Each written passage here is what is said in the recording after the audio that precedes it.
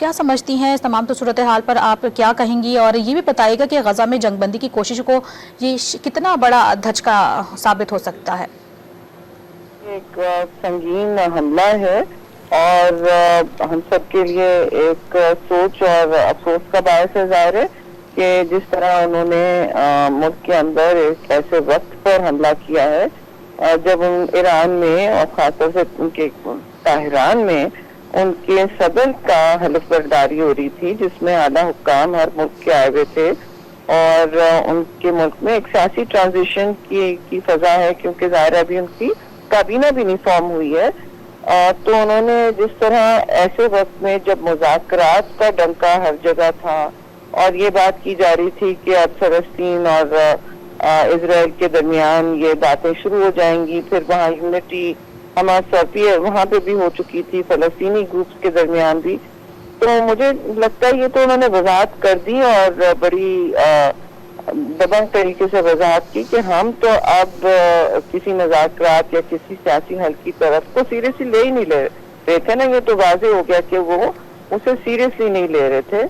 اور cease fire اور یہ ساری باتیں تھیں، شاید ان کو دوسرے ممالک سے دباؤ تھا، لیکن اب انہوں نے دباؤ کو بھی کچھ نہیں سمجھا ہے اور جسے امپیونٹی کہتے ہیں، کھلی چھوٹ کہتے ہیں، اس طرح انہوں نے آپریٹ کیا جی۔ نسل کشی تو غزہ میں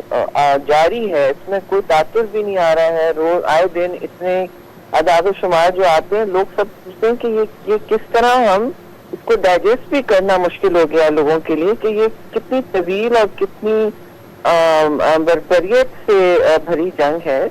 جو غزہ میں انہوں نے اس طرح کیا ہے، اور ان پر جو مذاکرات کی بات سب کر بھی رہے ہیں، لیکن دیکھیے یہ جو انہوں نے پیغام دیا ہے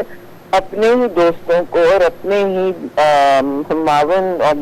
مطلب جتنے بھی ان کے الائز ہیں ان کو، یہ سب کو یہ انہوں نے میسج دیا ہے کہ ہم اسے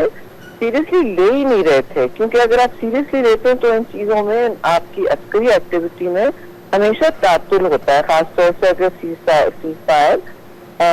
اور امن کی طرف آپ بڑھنا چاہتے ہیں۔ تو میری نظر میں تو یہ ایک اس سے بہت آگے جائے گی بات، ظاہر ہے حماس کا بھی ایک رسپانس ہوگا، جوابی کارروائی ضرور ہوگی۔ اسماعیل ہنیہ کے تو بچے، ان کے پھر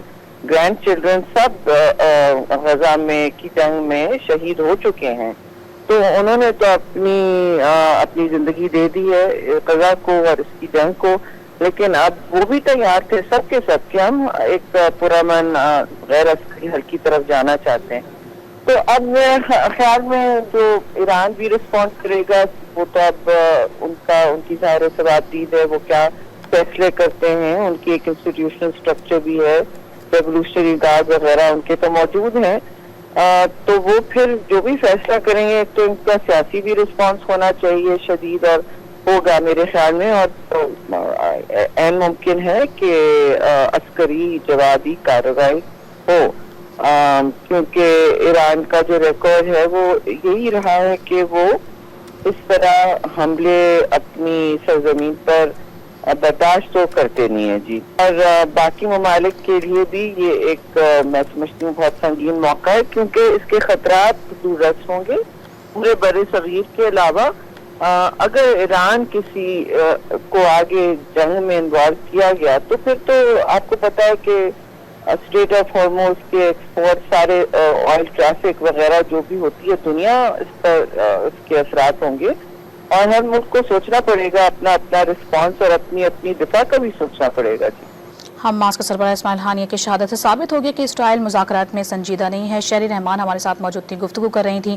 بہت شکریہ آپ کا۔